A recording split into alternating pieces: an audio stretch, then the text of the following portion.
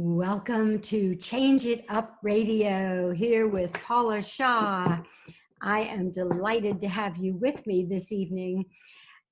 Here on Change It Up Radio, you know we are all about dealing with change. And Lord knows we are going through some change right now on this planet.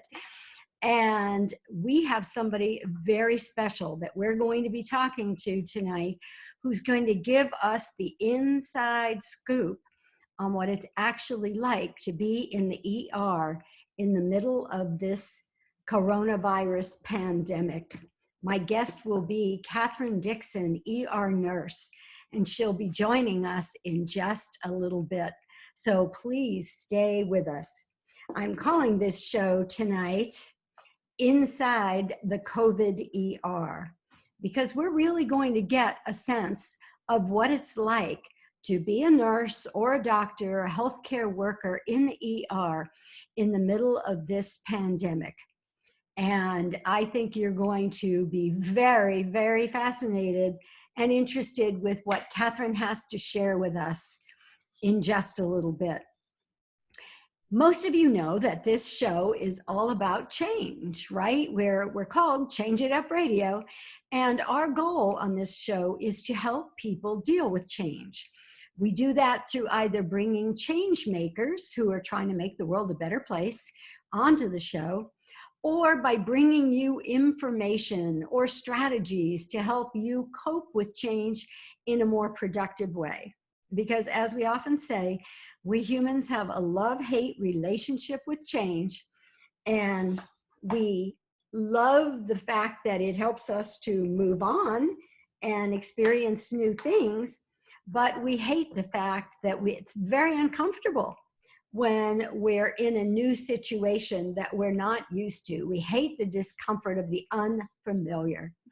So one of the things that's going on right now is everything's pretty unfamiliar. Well, in a way, we're over familiar with certain things, right? Like we know, excuse me, my little mic is acting up here today.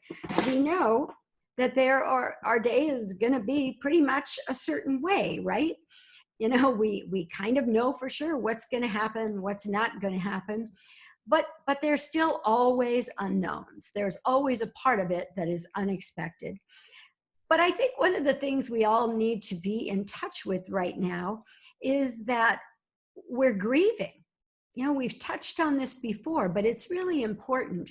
And I am a grief expert. I've written books on grief. I've studied grief. I'm certified as a grief counseling specialist.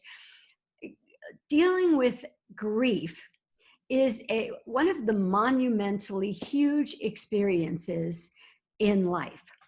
And I think we normally think about grief as something that does change us. Because when we go through this kind of profound sadness, this huge upheaval in the way we've known life, we have to be impacted. Hopefully, if we deal with the grief in a productive way, then we've grown. We've become maybe a little wiser, a little more grateful, a little more able to be in our lives in an effective way.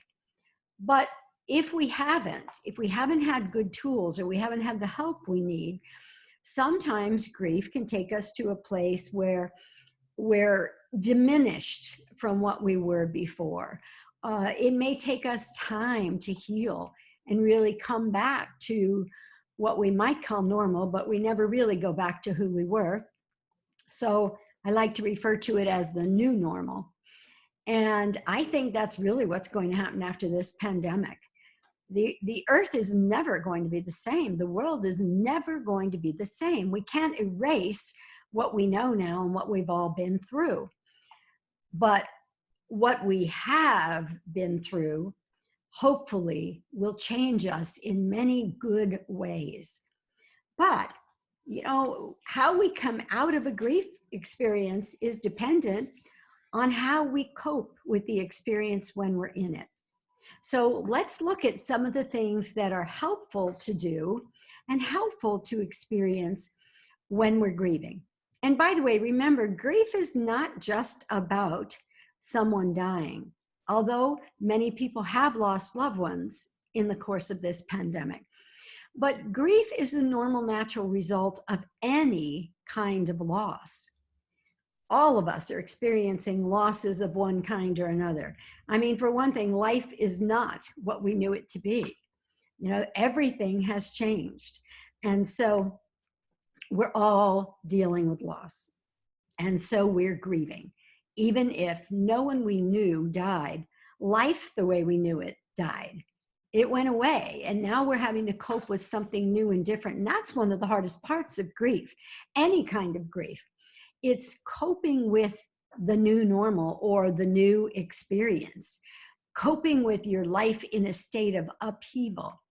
That can be a very, very difficult thing for people. So what do I recommend you do when you are grieving? And we all are. So first of all, the first thing to do is feel those feelings. Feel what's going on for you and process it. So first of all, I think as humans, we're much more comfortable with getting busy or doing something to sidetrack ourselves when we are grieving.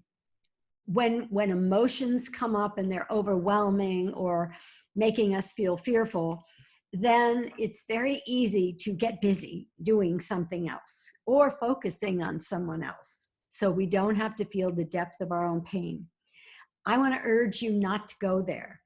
I want to urge you to sit with it, to feel it, and then maybe talk to someone about it that you trust, or journal about it, or pray about it, meditate on it, but let yourself fully experience the feelings, because then and only then can they move through you, and then there's value to them. Secondly, allow yourself time. That's one of the blessings of what's happening right now, right? We're not all running to get somewhere. We're not swamped with duties and responsibilities and getting the kids to one place and getting ourselves to another and all of that. So take that time. Find some quiet time for yourself, in the bathtub, on a walk, just sitting quietly in a chair in your backyard or on your patio or in a quiet room. Whatever feels good to you, take some time, allow yourself that time to process. Thirdly, look at changes that you really feel may need to be made in your life. And there could be major changes that you now realize you need to make. Many people are realizing that this pandemic has crystallized for them that they don't want to go back to what they were doing before, or they don't want to do it in the same way they were doing it before. And, you know, on my little morning show that I'm doing these days, which I'm calling Light Your Way to Health and Wellness, I talked yesterday with Ellen McCarty, who is a business and marketing strategist. And she was saying that so many people right now are feeling those feelings of, I don't want to go back to what I was and what I was doing before.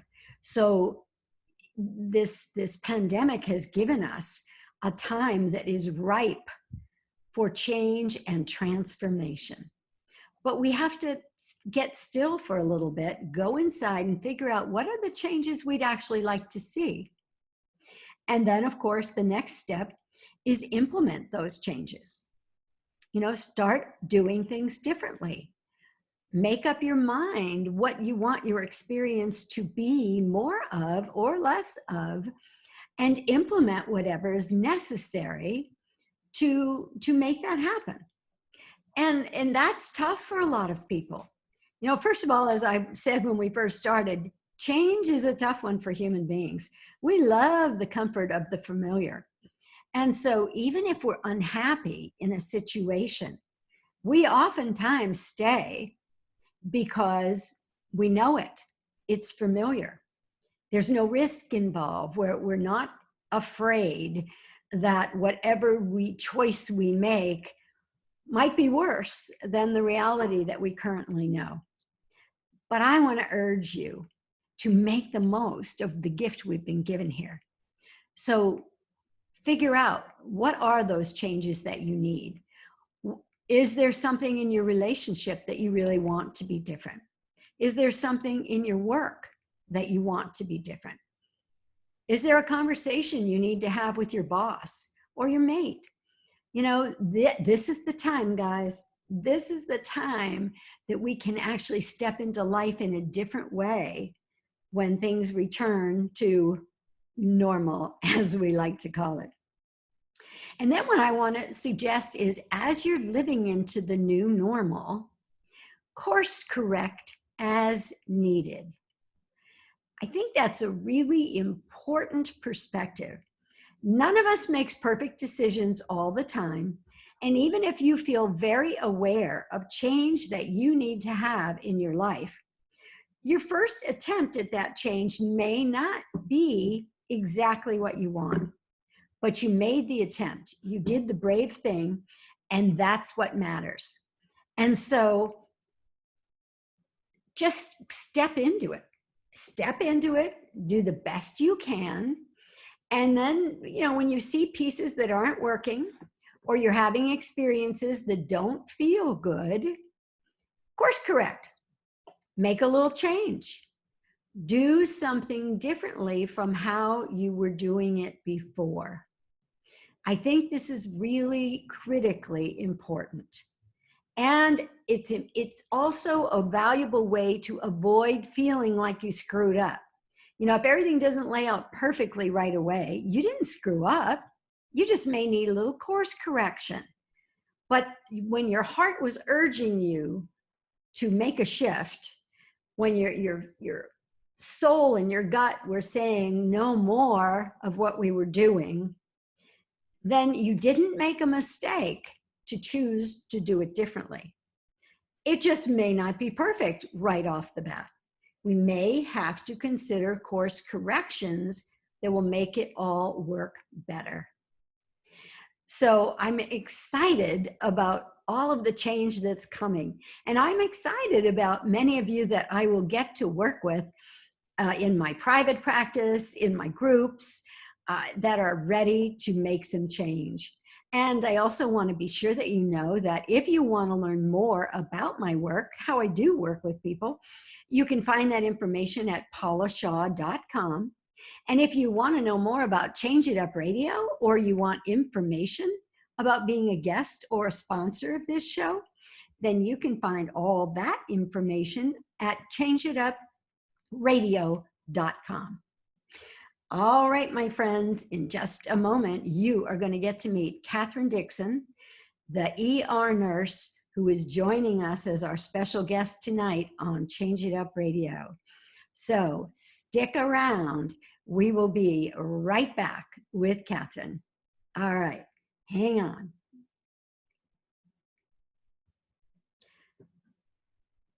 All right. Now for my Facebook viewers, remember that we are actually recording, and the commercials and the breaks and the music and all that will be put in afterwards, since we don't go into the studio anymore these days. So I'm going to just take a little sip of water here. Make sure that we are still recording. And are we live? I'm hoping so. I'm going to just check that real quickly.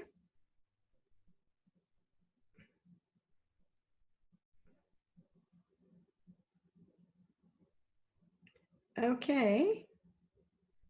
Well, I'm going to just trust that we are because I did click the live button. All right, here we go. We are coming back.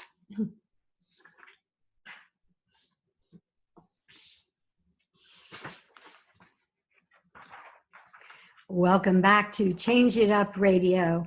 And as promised, I will be joined in this segment by Kathryn Dickson, an ER nurse here in San Diego, who has a lot of amazing perspectives and information to give us. I know many of us in the midst of this crisis have been probably wondering, what's it really like for the healthcare workers? You know, we're all into thanking them. We're into clapping and honking horns and doing all of that stuff. But what's it really like for them? A lot of us wonder. And we are going to find out what it's like inside the COVID ER in just a moment. But let me first tell you about this woman who is joining us.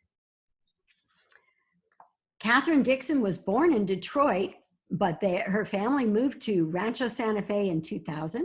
She attended elementary school there, so she's a San Diego native. And then she went on to Torrey Pines High School. She graduated from St. Mary's College in Notre Dame with her Bachelor of Science in Nursing. And then in her first job, she was Rookie of the Year for quality of care. And she went on to attend the University of San Diego to get her doctorate in nursing practice. She completed that and her board certifications in July of 2019. So she has done it all. This woman's got more letters behind her name than, I mean, it would take the whole interview if I just said them all and figured out what they are. May I just suffice it to say she is well trained and she knows what she's doing. She currently works as an ER nurse in 2 San Diego hospitals.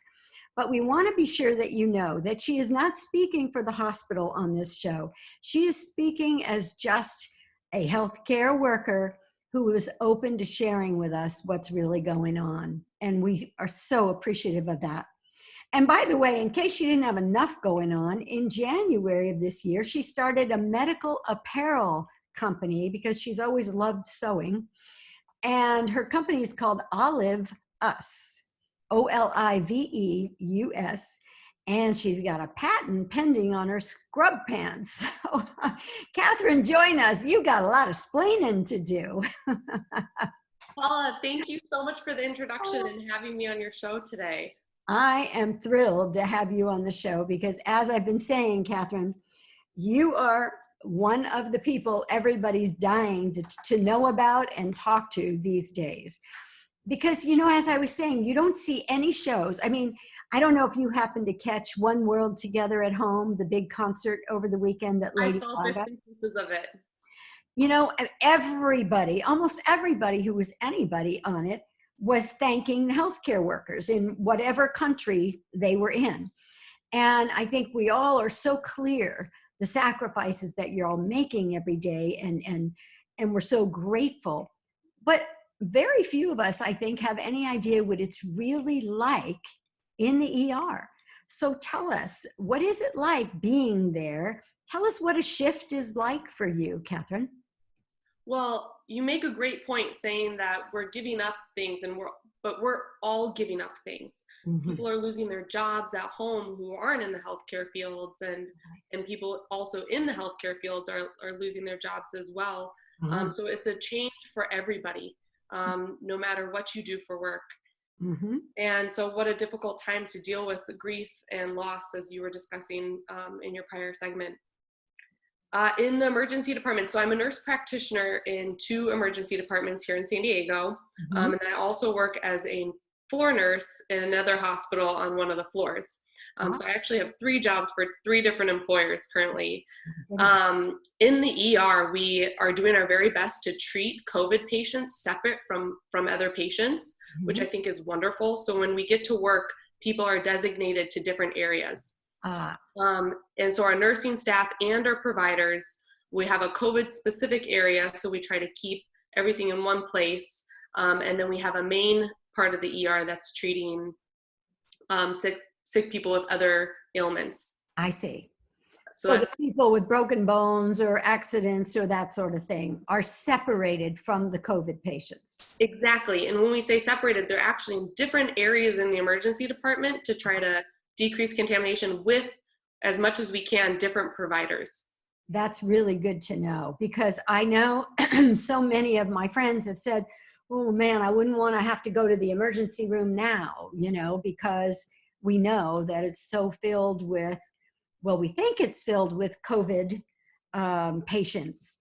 But what you're saying is, even if I had to go to the emergency room tonight, I would be in a separate area from the people who had the virus. Is that correct? The idea is that you would be in a separate area. Of course, there's going to be some cross-contamination because of just the difficult of working in an emergency department, and we want to utilize the resources for when there are sicker patients, that we have enough staff. But one of the things that I think we're not talking about these days is how low census the hospitals are. So we actually, about that. yes, so we're actually not seeing anywhere near the amount of patients. And of course, the first thing you think is, elective surgeries and things that can wait. People aren't coming in for those. Right. And that's true. But people aren't coming in for, large ailments as well. So all I can do is speculate at this point, but we haven't seen anywhere near the amount of strokes and heart attacks and really serious things in the ER lately. And I wonder, where are those patients? Are they staying at home because they're too nervous to come in, thinking it's anxiety? We are seeing people with anxiety in the ER as well. But, what's happening to these patients who are really sick? And it's a big question mark. Maybe there is less of that now, but I would speculate that that's probably not true, and that they are. Your fear is then that people who should be in the ER right now getting some help are not going. Exactly. So the people who do need help, they should be coming into the ER for help. But the people who can wait, those things should wait till later. And I have to applaud San Diegans right now for staying at home and being great about social distancing, because we've had a drop in numbers, which has been reflective of the social distancing that people have performed. Right now, Tijuana is having increase in numbers, and so we're seeing some of that cross the border and more in South San Diego. Really? And so we're really lucky we've had this time to see what's happening in New York and Washington and other parts of the world, and to prepare ourselves for the worst of the pandemic. And I feel like the hospitals here have done a great job preparing. San Diego's have done a great job staying home. And if we can continue that and do maybe soft openings once people are ready, we can try to keep people as safe as possible. I love what you said. And I'm wondering too, some people are saying the tidal wave is coming. The worst is yet to come. I'd like to think, no, if we do the things that you're saying, we can just smooth this thing out and get to the other side of it without a huge disaster. Is that what you think is possible? Or is there this tidal wave out there waiting to hit us? That is a great question. It's impossible for me to say, and I'm not a COVID-19 expert by any means. So I don't think anyone could possibly predict what is going to happen in every city when there's new, there's just different protocols here. And naturally in San Diego, we are more social distancing. We also have really nice weather, which I think accounts for not having as much of a spread. And we just don't live on top of each other like other cities. Right. But with that said, people are going to get it. It might be more similar to the flu, that it comes in, in fall and winter seasons because of the weather. So maybe if we can decrease it now, I don't know if we're going to see a spike in the fall. But the whole concept behind flattening the curve, if you've heard that term, yes, is that we're trying to make sure the spike isn't happening all at one time. So people are going to get the virus. But if we can, decrease the numbers in one given time and spread that over a longer period of time, we'll have the supplies that we need in the hospital systems. So we have the ventilators that we need, and we have the proper protective equipment and the beds, which would be really important, that we need in the hospital. And, our hospitals here in San Diego have done a great job getting those resources and stocking up and ensuring that there's going to be care available when we need it. That was actually going to be my next question. Like, what are the supplies like? Do you have the protective gear that you all need to be safe in the ER? That's a great question. So at the hospital that I work at, they have gone above and beyond to secure enough equipment. And they've also been incredibly transparent. So I actually get daily emails, and in the emails, they're talking about the number of cases we've had, the number that's in the ICU, the number that's discharged, and then they go through an entire list of all of the equipment and how many we have left, when we're out of stock, and if we're replacing certain equipment with something else. Wow.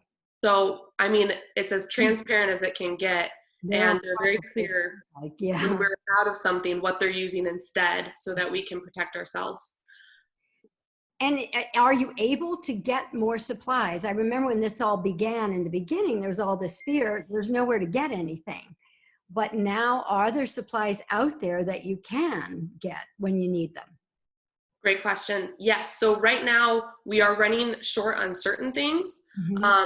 And so the N95s that we classically use for the aerosolized rooms, we have two different masks now. If a patient's positive for COVID and they don't have any aerosolization, which means they're not intubated or they're not wearing a CPAP machine, you can, according to the CDC recommendations, you can wear a simple surgical mask in the rooms and then have the appropriate shields, the gown, and the gloves.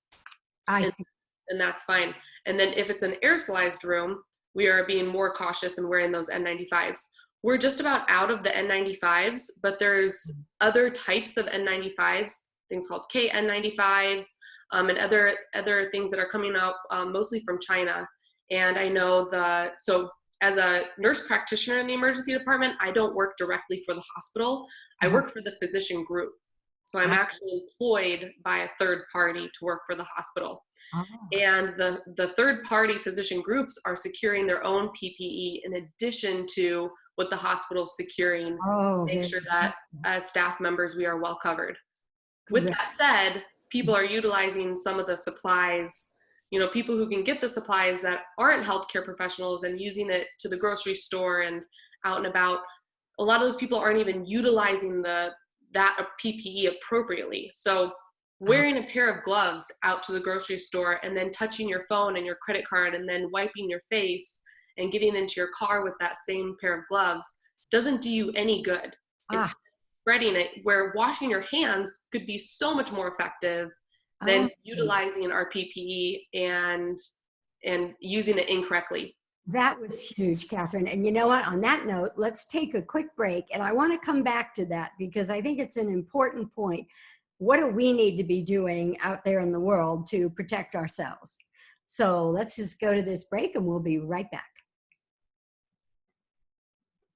Okay, Kathryn, we will not be going to that break. I'm just going to set the timer and we'll come back. Okay, perfect.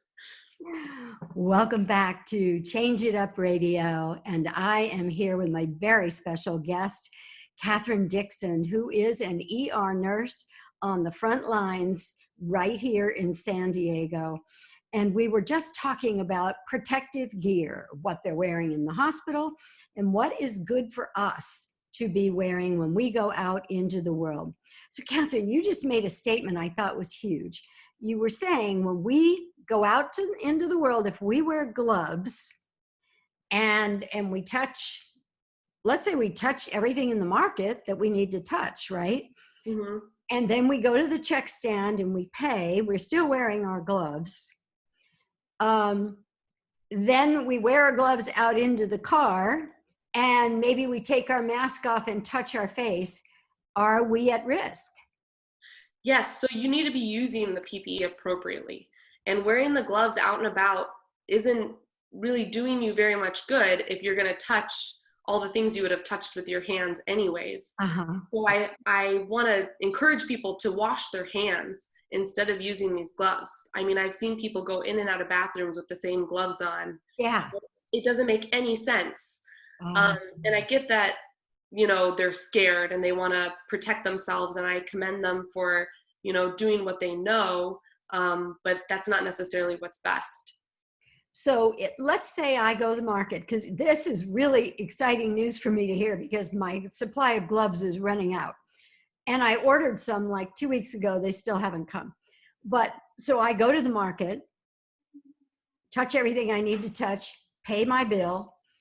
And now if I walk out of the market and use an antibacterial wipe or hand sanitizer and then wash my hands really well when I get home, that's the best thing that I could do?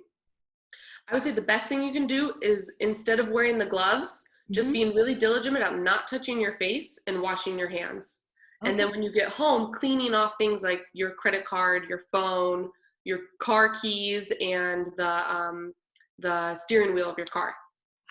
Now this is huge. I've been wondering about the credit card because I'm thinking, I mean, now some of the stores now cover the little keypad for the credit cards with plastic, but still everybody's touching that plastic. So, but I wondered about the credit card. So you should actually be wiping your credit card down too, huh? You know, if you're touching it to a place that everyone else is touching things, then I would say yes. You know, some grocery stores, and a side note, I've been trying not to go to grocery stores as much as possible so that I can support local restaurants. So I've been ordering most of my food from local restaurants. And then, you know, a week or two ago, I kind of broke down and finally went to the grocery store. And I have to say, I'm incredibly impressed in how they're dealing with things as well, as their employees and everyone in the grocery store is at higher risk, being so close. But they've been, you know, using the lines by separating by 6 feet.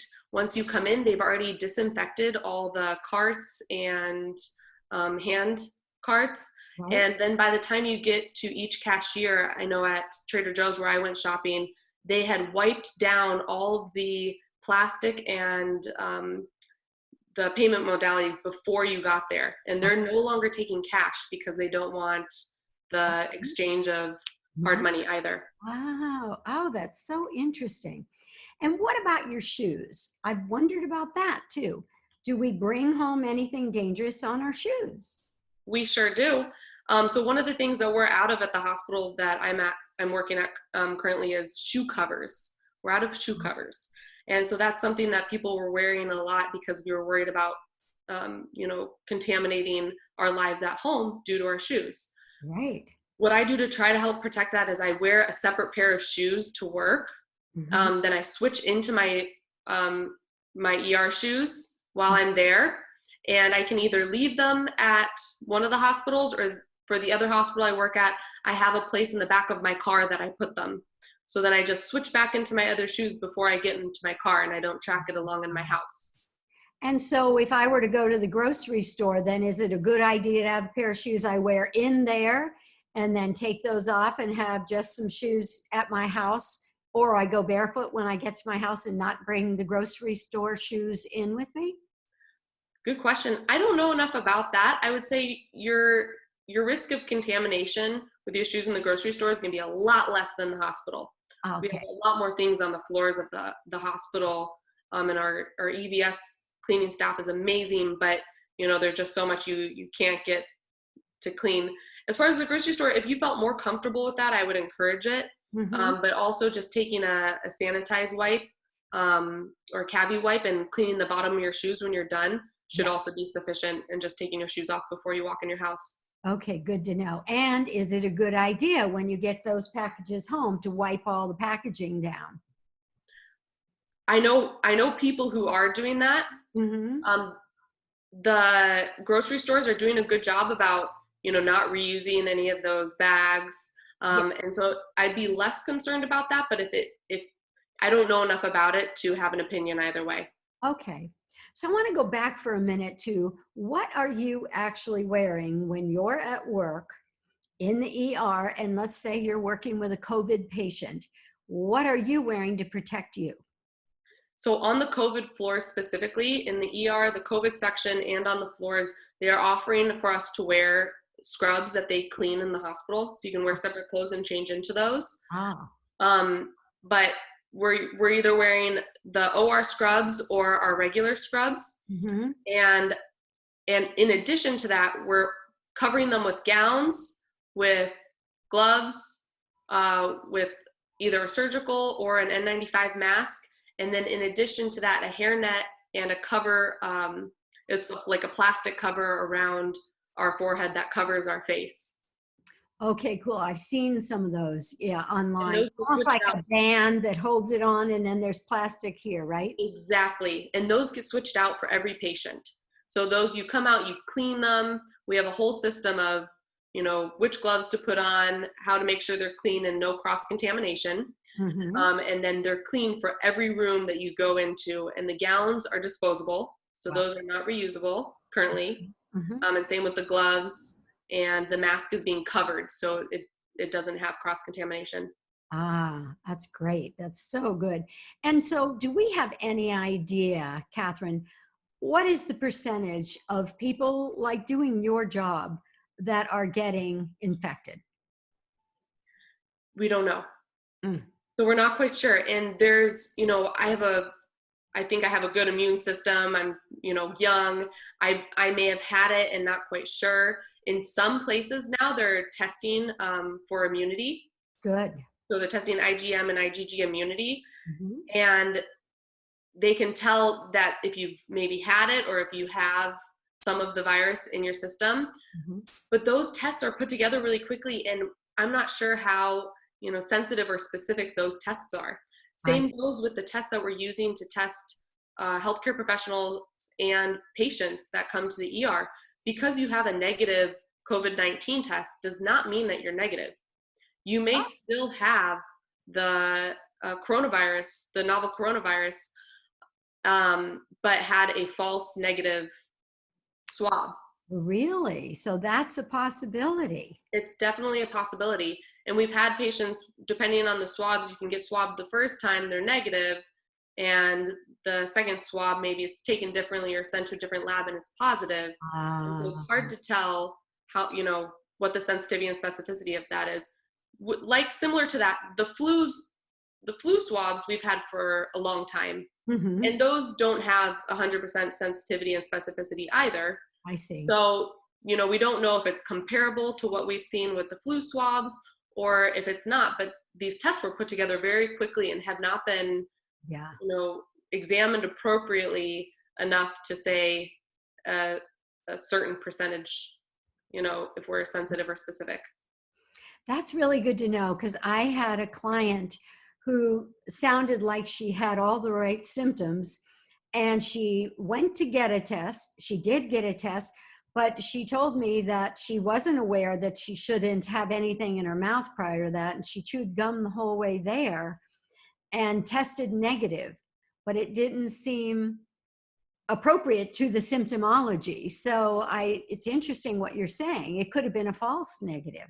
It could have been a false negative. So all my patients that I'm seeing that are COVID positive or negative, you still need to do the social distancing, self-isolation. You shouldn't be around people if you're having symptoms for 3 days after the end of your symptoms. Okay. And symptoms, those vary.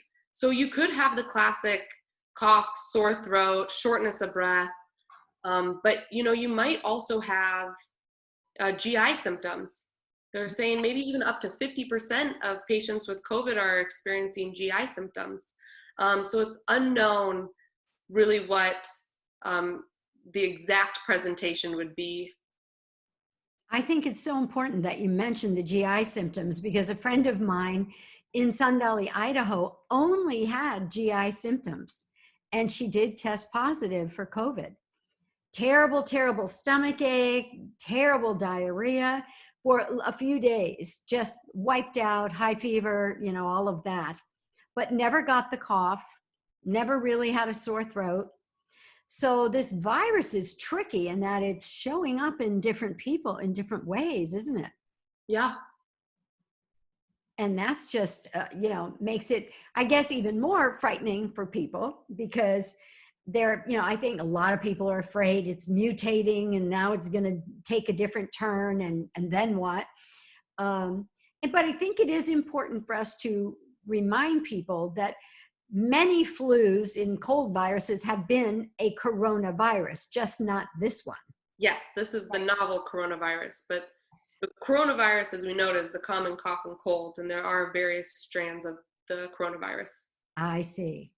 All right, well, we need to go to a break for a moment here, Kathryn, but I can't wait to come back, because you are giving us some dynamite information. This is so helpful, and I think it's really what everybody wants to know. So let's go to this break, and we will be right back with Kathryn Dickson.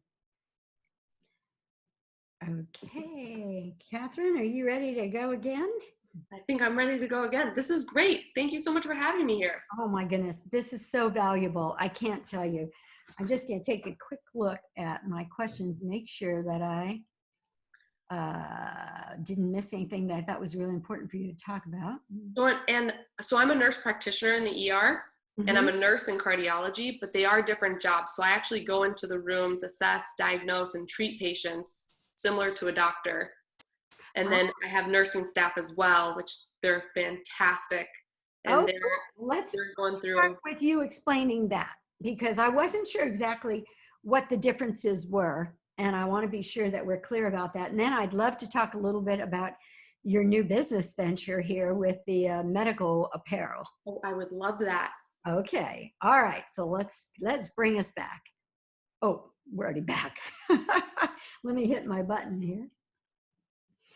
Welcome back to Change It Up Radio, here with Paula Shaw, and I am talking with Kathryn Dickson this evening, and she is an emergency room nurse practitioner, and she's on the front lines right now here during this coronavirus pandemic, and she's giving us some incredible information. So if you are joining us late, please be sure you hear the entire recording of this show, because it's information you need to know. So Kathryn, we were just talking a little bit about what exactly is your job. So why don't you explain that, and then we'll go from there. Yeah, I'd love to. So I was a nurse. I got my bachelor's of science in nursing, and I worked for on a nursing floor. Actually, I still do in cardiology. And that's the classic, floor nurse that you think of that comes into the room if you're sick in the hospital. And gives medications and goes over your care plans. Then I went back to school for another 8 semesters, so a 4-year program to get my doctorate in nursing as a nurse practitioner. And I specialized in both emergency medicine and family practice, and I'm board certified in emergency and family as of July of 2019. So do we correctly refer to you as Dr. Dickson? I always introduce myself as Kathryn, but people in similar positions as myself they say, Dr. Dickson, you're nurse practitioner. And it is important to specify that you don't have an MD, but you have a DNP is what we call it. Okay. Where a lot of nurse practitioners are master prepared instead of doctorate prepared. Oh, I see. And physician assistants are the same. They're master prepared instead of doctorally prepared.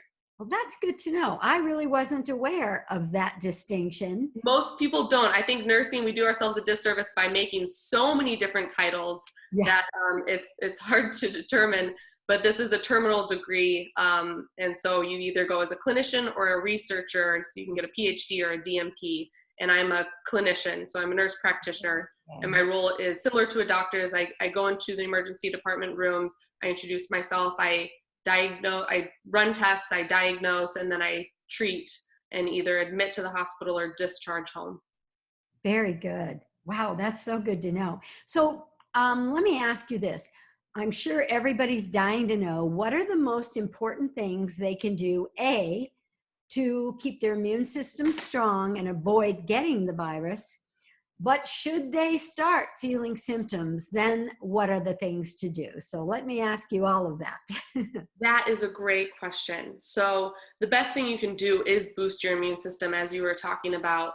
And that includes diet, exercise, a positive mentality does a lot for boosting your immune system. And I love that this show is happy or sad, glad or mad. It's time to change it up.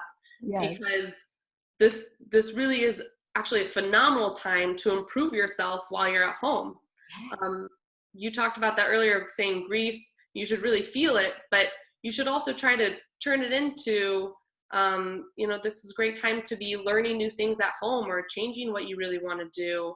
People have this extra time, and even if you're working and you're not driving into work, you have the time in the morning to enjoy a cup of coffee, get to know yourself better in addition to the things that you love and the work and progress that you want to make. There's also lots of programs online for education that are now available and free. Mm-hmm. You can better yourself in so many different ways. I know myself, I'm trying to eat much healthier during this time And then before bed, I'm doing squats, push-ups, and sits every night. And I'm going to create my routine to do that so that when this is over, I continue my routine into what we would consider quote unquote normal life. Beautiful. I'm all about all of that, and I'm doing my best to do all of those things too. And thank God my gym has online classes, that you can take and can keep up with your workout.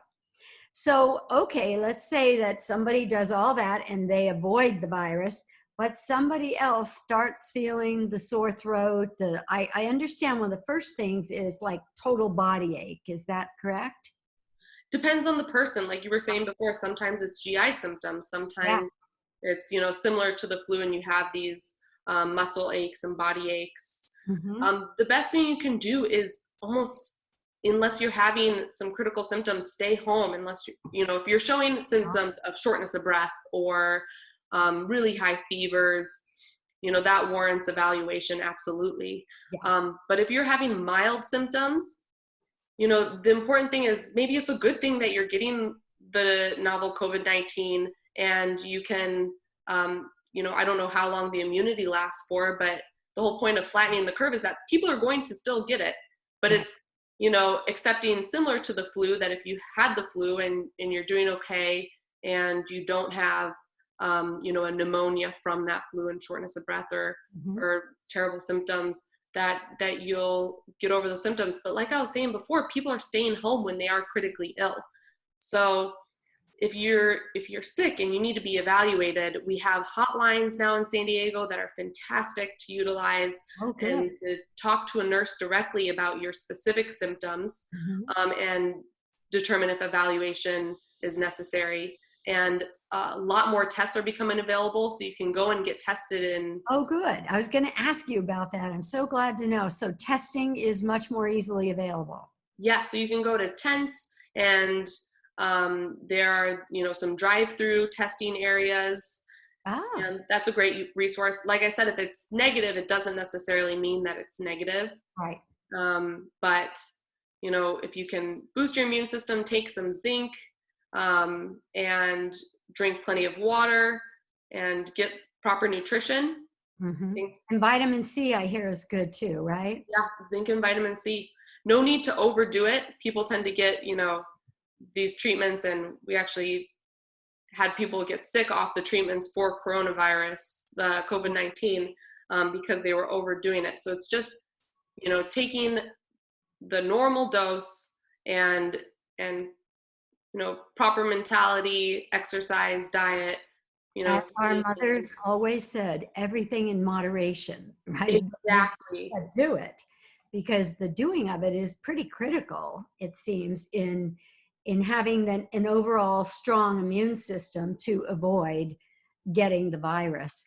But I love that the point you made about keeping a positive mentality, because I work a lot with the tools of energy psychology, and what we know is when we're fearful, the immune system is challenged. When we're fearful, the body is not as strong, the energy is not vibrating at as high of a frequency. And so I'm with you. I think we all want to stay as positive as we can, and then keep doing the smart things, right? Social distancing, hand washing, all of that. And like for me, that makes me feel really positive, because I know that I'm minimizing my risk, in doing those smart things. And I appreciate your reinforcing those. And now, before we run out of time, I so want to ask you about, because you seem to be one of the busiest people I know, with 3 jobs that you were just saying, and at this time, I'm sure even busier. But you also started in January a medical apparel company, and you've got a patent pending on the scrubs you designed. So tell us a little bit about that in our last couple minutes. Yes, so this has been an exciting time. I used to sew and design all my formal wear in high school. So I am by no means an expert seamstress, but I surely enjoyed working with different fabrics and creating different formal options. So when I graduated with my doctorate, I knew this was something I was really interested in. I was talking about starting another practice with someone, and in the midst of all this was like, I really want to sell scrubs in the front office. And then in January, I was looking for something to kind of occupy a little bit of time because I was a little stressed about something else, and decided this was such a perfect time to benefit myself by creating something called All of Us, OLIVEUS, because it's a line that's developed from all of us as healthcare professionals, and for all of us, because the entire community is affected by healthcare and healthcare team. And so the scrub line, I've developed a scrub bottom that has nice fabrics. So they're soft, comfortable fabrics, antibacterial, 4-way stretch. Wow. But in addition, I got a patent pending, so it's more of an invention on the waistband. And I don't want to disclose exactly what's going on yet, because I want to be able to put up some sales first and see how everything works. But the patent pending is there, and I'm excited to tell you guys more about the scrub pants when once they're available, hopefully in a month or two. My samples are being made in LA. So how about if when that happens, you come back on our show again, and hopefully in a month or two, we won't all be so worried about the coronavirus, and we'll talk about All of Us. I would absolutely love that. Thank you. All right, me too. And thank you, Kathryn. Your contribution today has been immense. I'm so grateful. I knew this was going to be a wonderful interview, but it was even more wonderful, I think, and the value was huge. So bless you for being here.